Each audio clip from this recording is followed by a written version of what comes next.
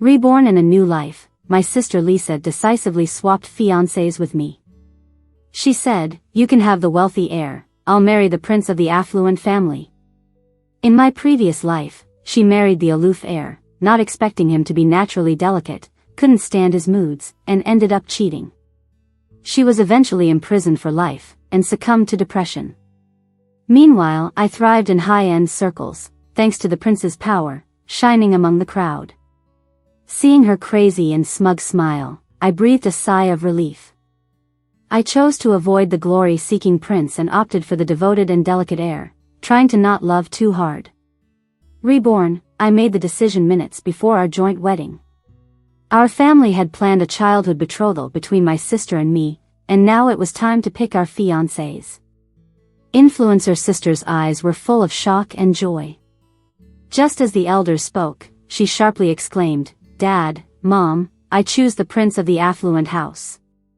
I want to marry Frank." In an instant, I realized she was reborn too. She wanted to take over my life. Father John and Mother Mary frowned. "Lisa, are you sure about Frank? His family has had a few legal battles, not as great as before. Don't you always like powerful Michael?" My sister danced with joy. "Frank has the ability to handle anything. I won't worry about my future." Her words confirmed my speculation. She married Frank in tears and tantrums because she feared ending up imprisoned and miserable like in her previous life. She blurted out her preference, afraid of suffering the same fate of being confined until death. While Michael didn't mistreat her much, she craved the lifestyle that Frank could offer. Eventually, longing for extravagance, she succumbed to heartache. John and Mary, despite their reluctance, agreed to my sister's choice. Then, they shifted their gaze towards me. "Vivian, since your sister wants to marry Frank, you will marry Michael." Without giving me a chance to object, my marriage was casually arranged. My sister gloated, mocking me while donning nightclub makeup, saying, "Vivian, accept your fate, and be prepared to kowtow on the mat your whole life." I whispered near her ear, "Sister, hope you won't end up tied to a bed with iron chains in the future." She thought exchanging marriages would change her life but overlooked that the power of choice lies within oneself rather than in a man. She abruptly realized and primed to slap me, only for me to step back with a composed smile. "Mom, it's getting late. Didn't you say Michael is coming to pick me up? I need to change." After finalizing our engagements, my parents informed Michael and Frank. They subtly hinted at fostering a connection. Michael lived just a half-hour drive away, eagerly waiting to take me on a stroll. On the other hand, Frank was probably reveling in a nightclub, not even answering calls. My sister's face wavered, glaring at me with an intense desire to poke a hole through me.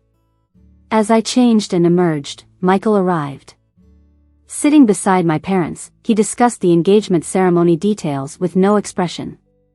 With striking features, a composed aura, Michael outshone any star on TV. No wonder my sister was smitten at first sight in her past life. Seeing him, my sister was instantly captivated, almost stuck to him with her eyes. Michael subtly distanced himself from her, as if avoiding something filthy. The bright crystal lights illuminated his face, yet his deep dark eyes remained obscure, revealing no gleam. Startled, my sister jumped, ready to make amends, but I intervened. "Sister, have you introduced yourself to my fiancé?" At the mention of fiancé, my sister and Michael both looked at me. Her expression wished to devour me and Michael simply gazed at me, with an indiscernible hint of emotion in his dark eyes. Approaching him, I naturally linked my arm with his. "Michael, I'm ready. Let's go." Michael glanced at my hand on his arm and lightly acknowledged with a gentle N. Until I reached the car, I finally let go of his hand and sincerely said, "Michael, thank you." My parents wanted to sell me off as a commodity, and I had had enough of this suffocating home. If Michael hadn't come to pick me up, would never have escaped from their grasp. "Why thank me? Aren't we engaged?" Michael calmly looked at me, his gaze making me uneasy and a bit flustered. "Okay. What's mine is yours, no need to be polite. Are you hungry? I'll take you to a restaurant." Feeling my slightly empty stomach, I nodded. I thought Michael would take me to a vegetarian place, but surprisingly, he brought me to my favorite Western restaurant. It was the one I liked the most. No, it's alright. In Buddhism, we focus on self-improvement only. I've already eaten at home, so feel free to order whatever you want. I couldn't refuse, so I ordered a salad and vegetarian sauce spaghetti. You're just having this? Michael asked. I nodded, this is enough. I'm not picky. Actually, having a meal to eat was already a luxury compared to the days when Frank tied me up like a dog in my past life. Michael and I locked eyes, and I couldn't figure out what he was thinking. When I finished eating and set down my knife and fork, he calmly said, after we get married, please be faithful to our marriage, fulfill your marital duties, and I will provide you with everything you want. Marital duties? My mind blanked. Aren't you a monk? Michael corrected, I'm a layman. I silently cursed to myself, then why does everyone call you a monk? I thought. Were my eyes playing tricks on me, or did I see him smile for a moment? My heart raced as I inexplicably reached out and touched his brow. The moment my fingertips touched his skin, I realized what I had done and quickly pulled back. But it was too late. Michael was taken aback, instinctively grabbing my hand tightly and not letting go. I'm really sorry. I felt desperate, wishing I could slap myself. Vivian, how could you be swayed by desire and do such a foolish thing? Fortunately, Michael didn't mind my impulsive action and said softly, it's fine. When he dropped me off at home, we both tacitly forgot what happened earlier. Before I got out of the car, I jokingly said, Michael, I heard that in Buddhism, it's all about fate. What do you think, do we have it? I didn't expect him to answer. To my surprise, he nodded and said calmly, yes, it started in our past lives. That left me speechless. What connection did I have with him in our past lives? The unbearable experiences of the past were still vivid in my mind. One couldn't forget important things, just like one couldn't forget hatred. I didn't argue, just smiled faintly, then I will cherish this fate. As I walked into the house, I casually turned back and noticed the soft white light of the car's headlights in the dark night. Michael hadn't left yet. Wanting to go back to find him, I was stopped at the door by my sister. My sister's face twisted in anger, her lips a fierce red. Vivian, you shameless slut. How dare you seduce Michael? I'll kill you. Seeing my sister in a frenzy made me want to burst out laughing. Avoiding her attacking hand, I made her fall and slip embarrassingly on the floor. Covering my mouth, I took a few steps back. Sis, why are you throwing a fit for no reason? Even though Michael's family is powerful, you don't have to suck up to me, right? Each word aimed straight at her heart. She had chosen Frank's family because she was dazzled by the surface wealth and prosperity, still considering Michael her possession, daydreaming about living a life of luxury. I continued, are you feeling lonely at home? Maybe you should go to bars and clubs more often. Your beloved Prince Charming might be dancing at one of those nightclubs. Unaware of Frank's true nature, she thought I was insulting her fiancé, her face filled with hatred. Shut up. How dare you compare yourself to me? Hope you can still laugh when you're locked in a temple eating rice and vegetables. By then, I'll be Frank's rich, adorned lady, and even if you kneel and beg, I won't show mercy. With that, she got up from the floor resentfully and stormed back to her bedroom. Casually leaning on the stairs, I glanced at today's economic newspaper on my phone. Tutaying, Frank's stock had dropped by 10 points again. I hoped it would hold until the day my sister married him. The next day, Frank, sobered up, finally realized who his fiancée was and rushed to my house to apologize. With a serious expression, he rambled, Uncle, Aunt, I had a business gathering last night, and accidentally drank too much. But rest assured, our family business is gradually getting back on track. When Lisa marries me, the crisis will definitely be resolved. I rolled my eyes silently. Of course, the debt crisis would be resolved. Besides mitigating the imminent financial crisis with a multi-million dowry, Frank would also make his future wife accompany him at social events to cater to the perverse desires of high society.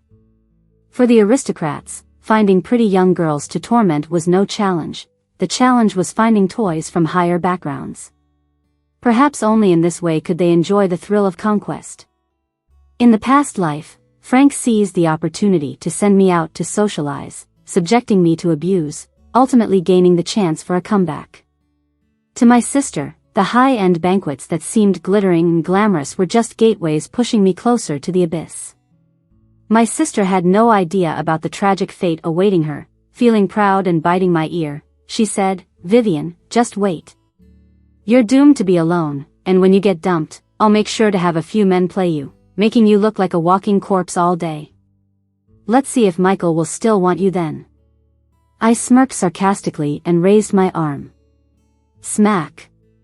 That slap interrupted my sister's endless cursing and also interrupted the conversation between Frank, my parents, and me in the living room. The slap shocked my sister into tears, crying loudly for my parents, "Mom, Dad, and sweetheart, look, Vivian is bullying me." My dad comforted my sister and then sternly said, "Vivian, what have you done? Apologize to your sister now." My parents always favored my sister. In my previous life, when I was in desperate straits, they not only refused to take me back home but also mocked me, saying things like, "A daughter who is married off is like water thrown out. Whatever Frank asks you to do, you must do.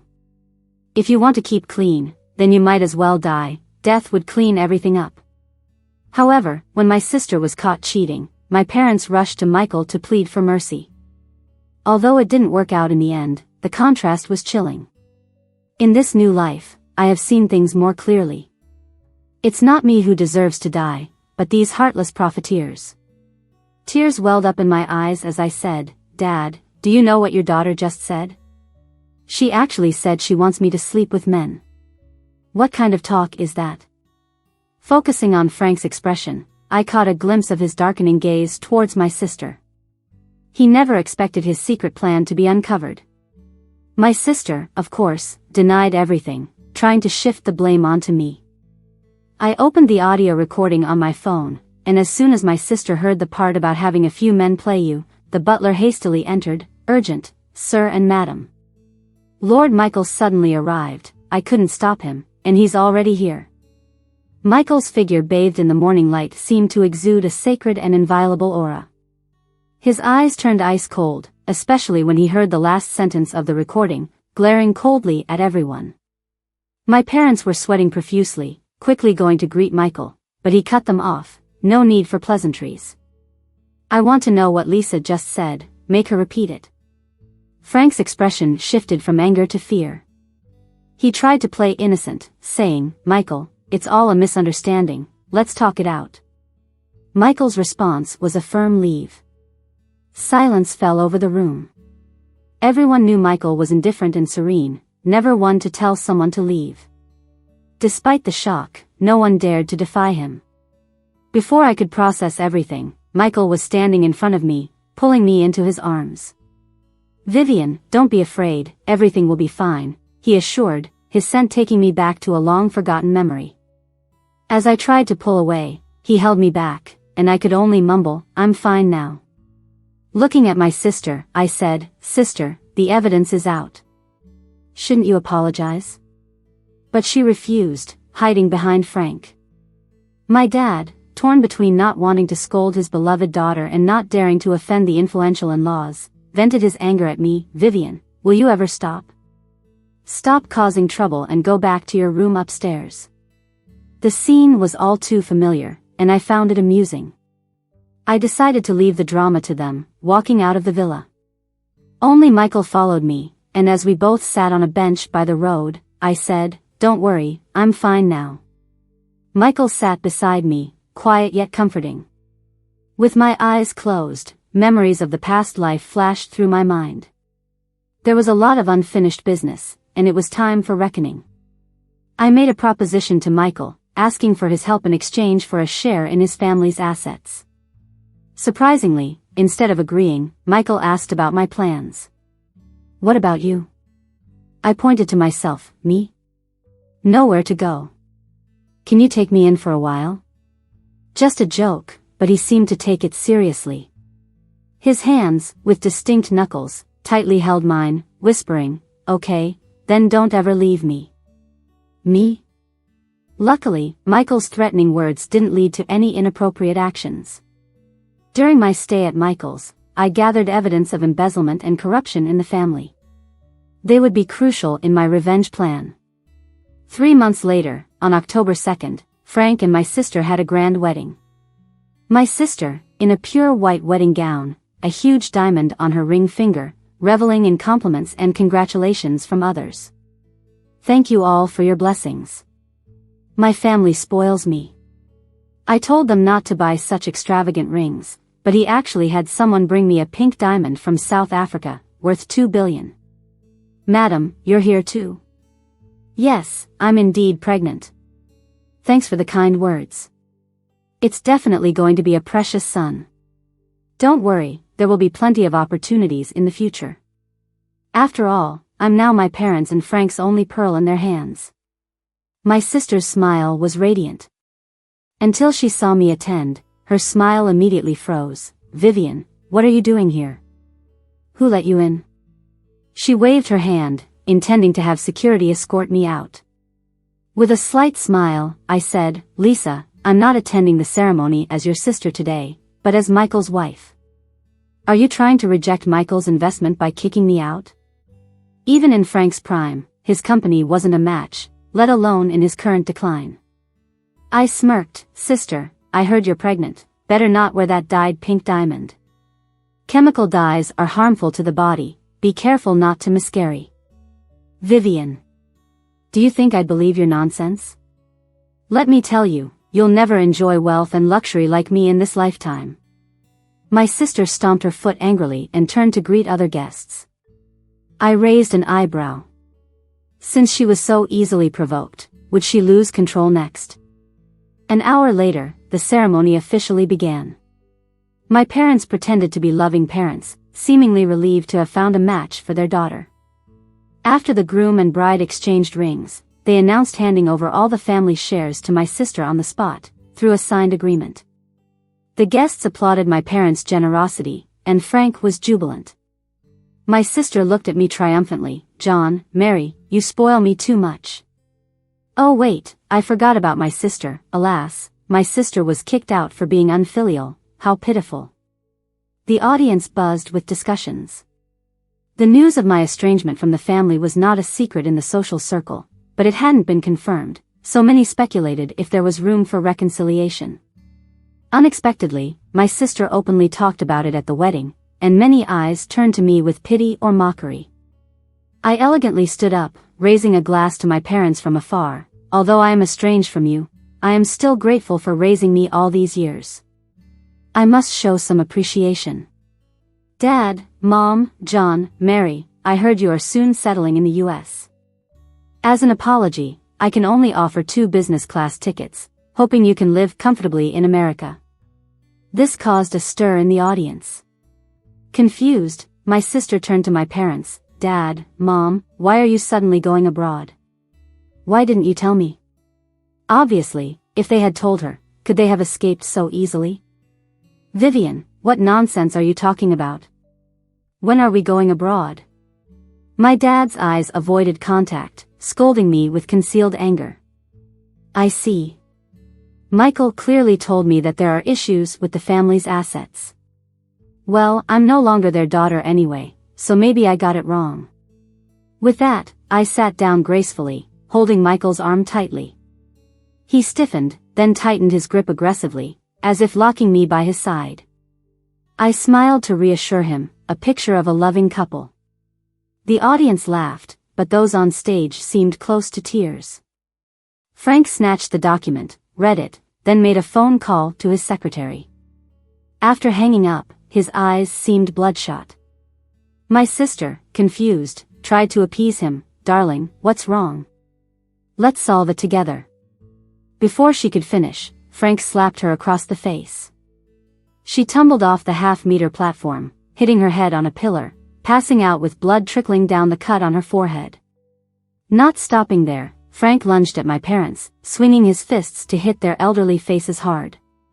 What was supposed to be a joyous wedding turned into a scene of violence. Under the protection of bodyguards, I left unscathed. Staring at the tall rainbow gate, I squinted my eyes. I knew Frank had already obtained the marriage certificate with my sister, who chose to inherit both the assets and debts. With the huge debt Frank hadn't repaid, they now had added $2 billion in joint liabilities. How pitiful. I hope they can survive this ordeal and then rot away in prison.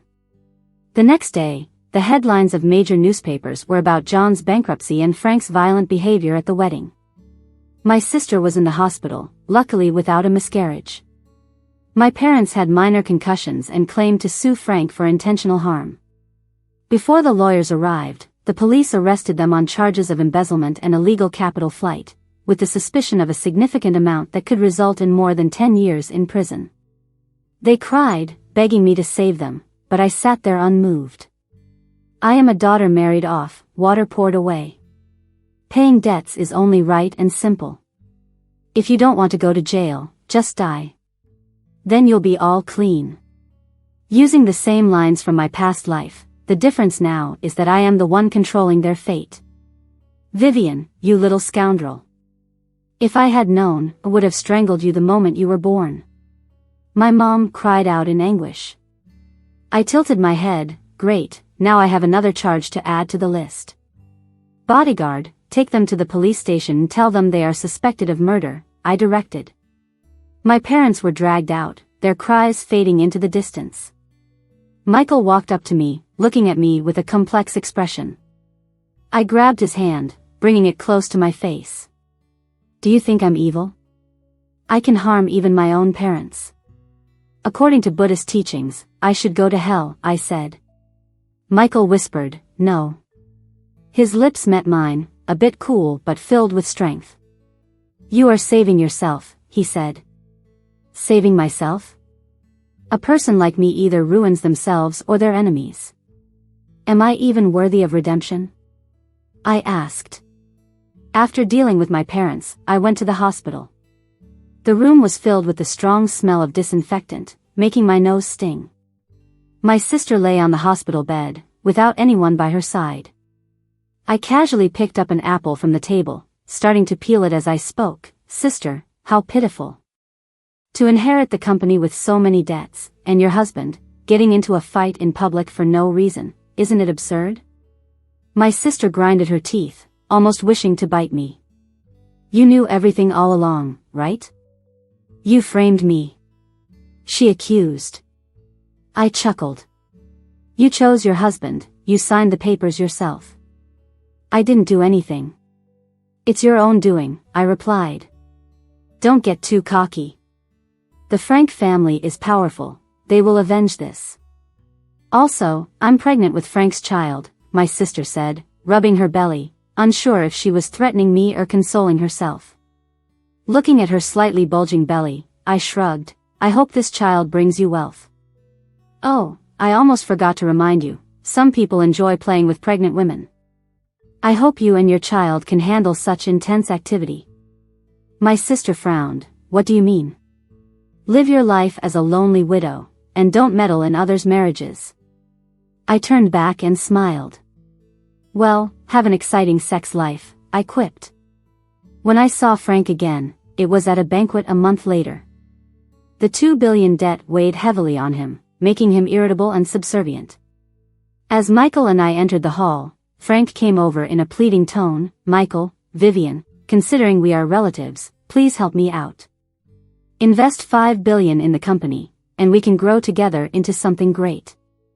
Michael seemed to ignore him, watching my reaction closely.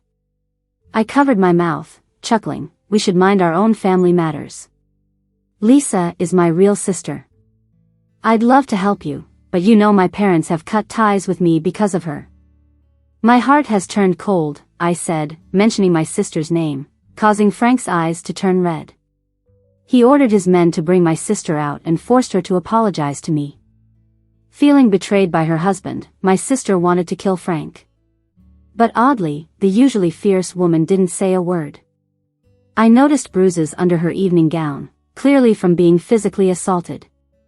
My sister trembled when Frank stared at her, her legs giving out as she forced out an apology. "I'm sorry, sister. I was foolish. I hope you can forgive me. We're family after all. Besides me, who else would care for you like this?"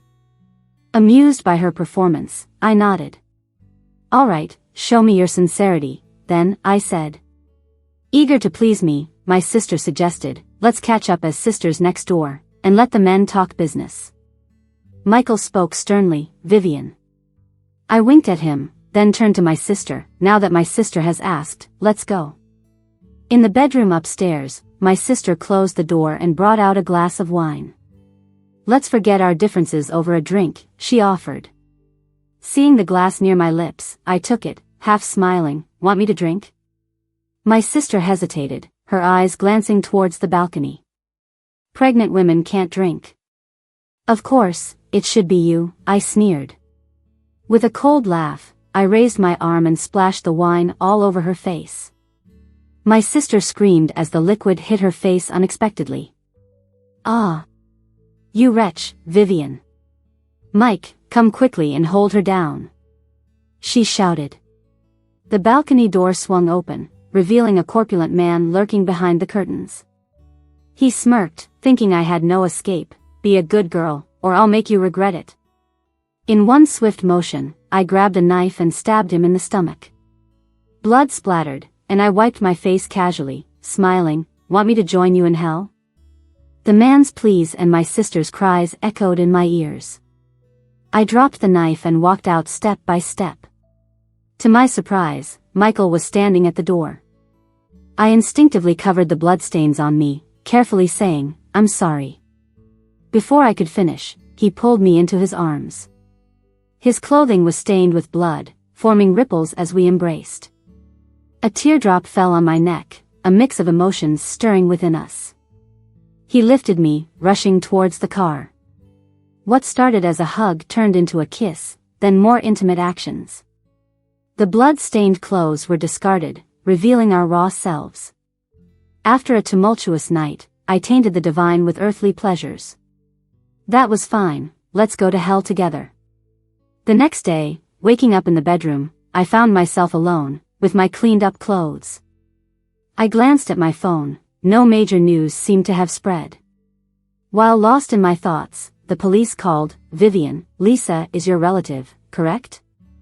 Upon my confirmation, they informed me she was found unconscious in a hotel, showing signs of assault. In the hospital room, my sister lay on life support, her vital signs barely holding on. Even so, she held on to my clothes with determination, full of resentment. "Vivian, it's all her fault that I ended up like this. She even injured Mike and got Vivian sent to jail." The police officer's expression was serious, and after making a phone call to verify, he reluctantly explained, "Mike indeed got injured last night, but he said he accidentally fell, causing the knife to stab into his abdomen." It all made sense to me. No wonder Michael wasn't at home early this morning. Turns out he went to deal with this matter. Whether through coercion or temptation, it always manages to have unexpected effects. I chuckled. Mike really has a way of being clumsy. I thought it was my sister and him getting a little too intense and accidentally injuring him. "Oh, by the way, officer, I see my sister is badly hurt. I wonder what happened. Can you tell me?"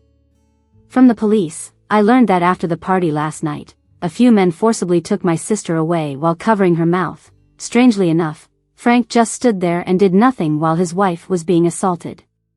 If it wasn't for eyewitnesses confirming it, no one would believe such an outrageous thing could happen. I pretended to be sad, sighing deeply. My brother-in-law is at it again. "You know, Frank's financial situation hasn't been good lately. I didn't expect he would really set his sights on my sister. It's truly a sin." Half-truths and half-lies, but enough to give the police a new lead. The police bid farewell, preparing to investigate the criminal activities of Frank. While I stayed in the hospital room, I reached out and patted my sister's face. "Sister, is being married to Frank worth it?" My sister widened her eyes in disbelief. "You?" I shrugged and said, "I've warned you many times before, you're just too foolish." In the end, she tried to drag me down but only ended up trapping herself.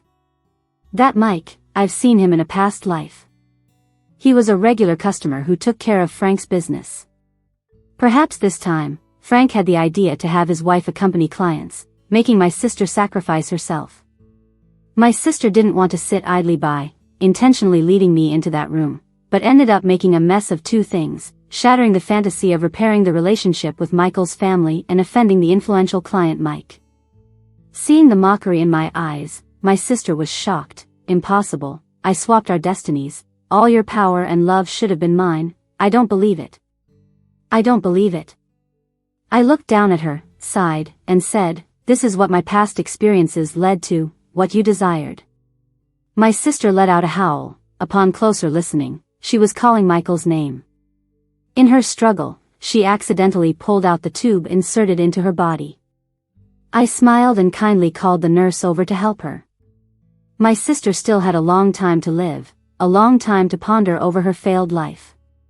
After the police took Frank back for investigation, the stocks in Frank's family plummeted rapidly like a roller coaster reaching its peak. Those past benefactors not only refused to help, but also avoided being implicated, even seeking to harm Frank further. They were willing to make up stories about Frank sleeping with companion girls. Regardless of the truth, the suspicion of forcing women to be companions violated the criminal law, resulting in Frank being sentenced to 10 years in prison. But this wasn't the end. 10 years is nothing, I can wait. After Frank is released from prison, I will throw him into a pile of women, letting him experience what hell truly feels like. As I walked out of the courthouse, the weather was exceptionally beautiful, not a cloud in sight. Michael was waiting for me at the front of the car. I waved to him and hurried over. Michael, you've waited for me for a long time, right? Michael shook his head. I enjoy waiting for you. I bit his earlobe, smiling mischievously. Can you put it another way? For example. Michael said firmly, I will wait for you for a lifetime. Pausing, he added, I love you, for 2 lifetimes. He gazed at me intently, his dark eyes as if they could pull me in. I smirked and said, is that so, you like me that much? To make things clear, he moved his lips, but I rose to my tiptoes and kissed him. In this life and the next, we have enough time to be together, and I will wait for the answer I desire. Michael's epilogue. I never mentioned to anyone that I had met Vivian in a past life. Not just once. The first time was at her wedding with Frank. Despite the festive atmosphere, the drums and gongs roaring, there was no trace of joy on her face. She was 22, in her prime, yet she seemed like a withered tree consumed by flames.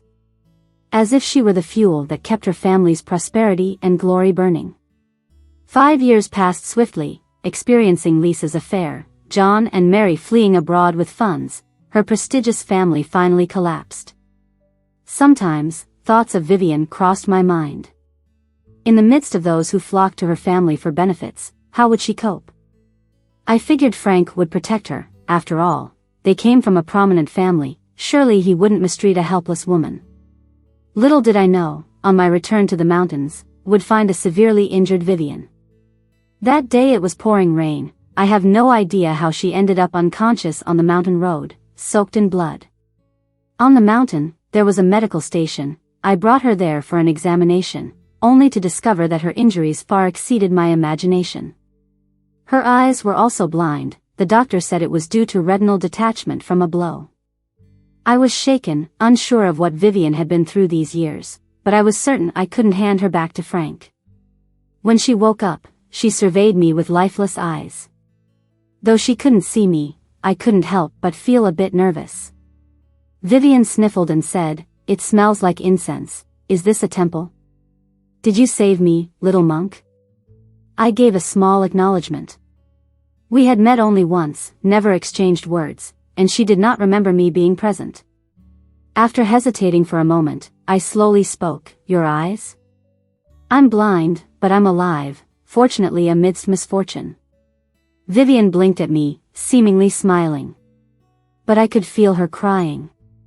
"Sure, you can stay here for the time being, and volunteers and residents will take care of you regularly. Vivian expressed her gratitude, feeling touched by the kindness of the monks. She felt unworthy and fled in embarrassment. With our family's power, we easily found out about Frank's misdeeds over the years. A thin file detailed the various incidents of abuse and mistreatment Vivian suffered. For the first time, I felt the urge to kill someone. Not only because of his disregard for humanity, but also for the unforgivable acts he committed against Vivian. Frank deserved to die, and his family deserved to be wiped out. When I returned to the mountain after settling this, I saw Vivian sitting on a mat lost in thought. She never bowed or showed any respect for the deities. I walked past her as usual, trying not to show any reaction. Suddenly, she called me out, "Junior monk, did you break your vows and go down the mountain?" Surprised by her question, I denied it. Vivian, with her keen sense of smell, seemed to sense something amiss. 2 days later, she slipped down the mountain and returned with injuries, saying that Frank had been arrested, which she felt was just retribution. Despite her injuries, she expressed the desire to kill him, shaking my robe in desperation. I consoled her, promising to help her once she recovered. Unfortunately, Vivian did not live to see Frank's release from prison due to the torture she endured. Grateful for our care, she reflected on her suffering and her skepticism towards religion. Then in a feeble voice, she mentioned someone who believed in Buddhism like me before passing away peacefully. Holding her lifeless body, I lamented her death, knowing the tragic circumstances leading to it and realizing my feelings for her. As I woke up, I returned to the past. When John and Mary called mentioning Vivian, I rushed to where she was. In a tense confrontation with Lisa under bright chandeliers, Vivian remained poised while I couldn't take my eyes off her. I vowed to protect her from harm, ensuring no one else would hurt her. Those who had wronged her, John's bankruptcy, Frank's downfall, Lisa, and Mike, had to be dealt with. I chose to make their lives miserable rather than letting them die quickly, believing that sometimes living is a harsher punishment than death. That night, I could openly embrace Vivian as my beloved, as my feelings for her had deep roots from a past life.